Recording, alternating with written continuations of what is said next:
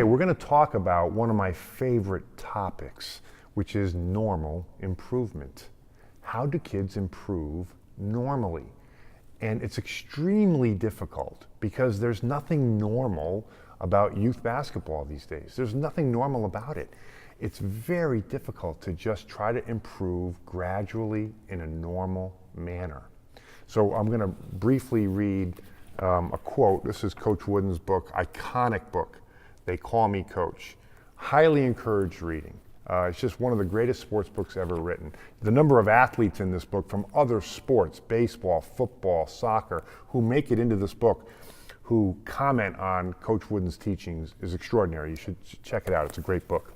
So this is a little brief quote about him going to look at a high school player. And here it is. We came to watch a couple of other boys whose names I've long since forgotten. Pointing to the floor, I said, that little guy with Polly, he's the best prospect on the floor. He's only a junior? I need to keep my eye on him.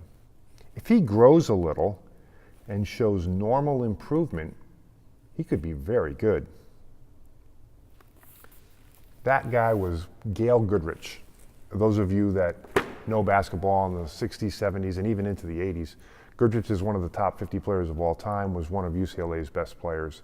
And Wooden did not go to that gym to look at Goodrich. What he was pointing out was, to improve normally, you have to work at it. You don't need to do anything extraordinary. You need to take one little step at a time and try to improve every day. So this brief video is about normal improvement.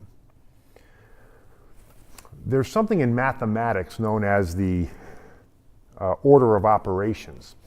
And I did a little research. Here's the order of operations in mathematics. Numbers come first. You got to know your numbers. Then there's addition, subtraction, multiplication, division. There's pre-algebra, there's algebra, there's advanced algebra, then comes trigonometry. Then there's pre-calculus, calculus, and advanced calculus. This order of operations is a perfect analogy for basketball skill development and normal improvement.